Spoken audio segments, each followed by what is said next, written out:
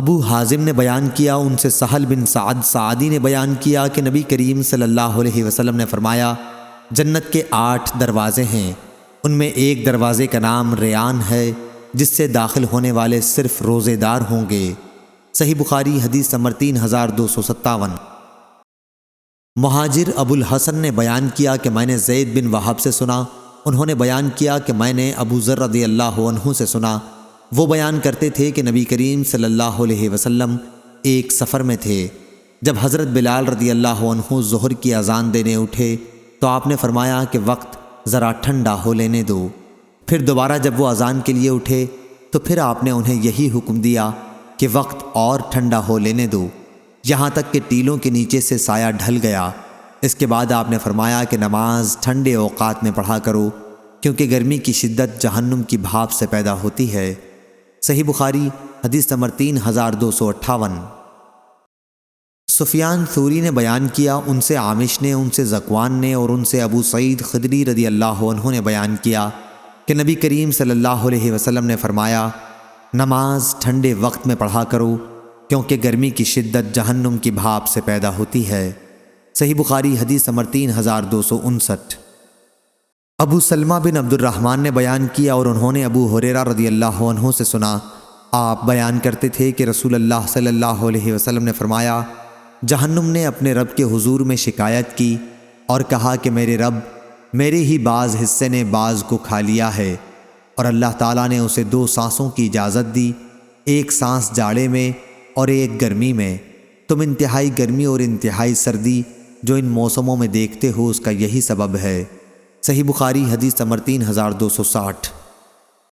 ابو جمرہ نصر بن عمران ضبعی نے بیان کیا کہ میں مکہ میں ابن عباس رضی اللہ عنہ کی خدمت میں بیٹھا کرتا تھا، وہاں مجھے بخار آنے لگا۔ ابن عباس رضی اللہ عنہ نے فرمایا کہ اس بخار کو زمزم کے پانی سے ٹھنڈا کر، کیونکہ رسول اللہ صلی اللہ علیہ وسلم نے فرمایا کہ بخار جہنم کی بھاپ کے اثر سے آتا ہے، اس لیے اسے پانی سے ٹھنڈا کر لیا کرو، یا یہ فرمایا کہ زمزم کے پانی سے۔ یہ شک حمام راوی کو ہوا ہے۔ صحیح بخاری حدیث نمبر 3261۔ سفیان ثوری نے بیان کیا، ان سے ان کے باپ نے، ان سے عبایہ بن رفاعہ نے بیان کیا، کہا مجھ کو رافع بن خدیج رضی اللہ عنہ نے خبر دی کہ میں نے نبی کریم صلی اللہ علیہ وسلم سے سنا، آپ نے فرمایا تھا کہ بخار جہنم کے جوش مارنے کے اثر سے ہوتا ہے، اس لیے اسے پانی سے ٹھنڈا کر لیا کرو۔ صحیح بخاری حدیث نمبر 3262۔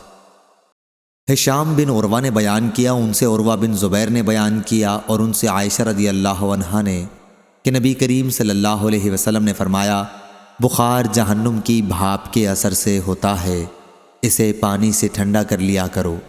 صحیح بخاری حدیث نمبر 3263۔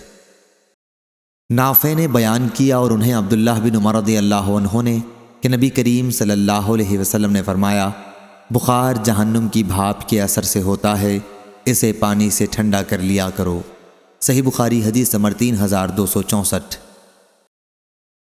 امام مالک رحمہ اللہ نے بیان کیا، ان سے ابو زناد نے، ان سے اعرج نے اور ان سے ابو ہریرہ رضی اللہ عنہ نے کہ رسول اللہ صلی اللہ علیہ وسلم نے فرمایا، تمہاری دنیا کی آگ جہنم کی آگ کے مقابلے میں اپنی گرمی اور ہلاکت خیزی میں 70واں حصہ ہے۔ کسی نے پوچھا، یا رسول اللہ، کفار اور گناہ گاروں کے عذاب کے لیے تو یہ ہماری دنیا کی آگ بھی بہت تھی۔ آپ صلی اللہ علیہ وسلم نے فرمایا کہ دنیا کی آگ کے مقابلے میں جہنم کی آگ 69 گنا بڑھ کر ہے۔ صحیح بخاری حدیث نمبر 3265۔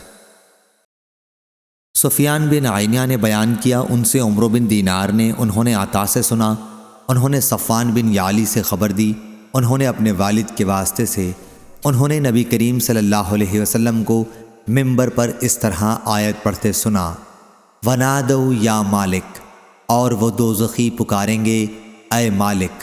صحیح بخاری حدیث نمبر 3266۔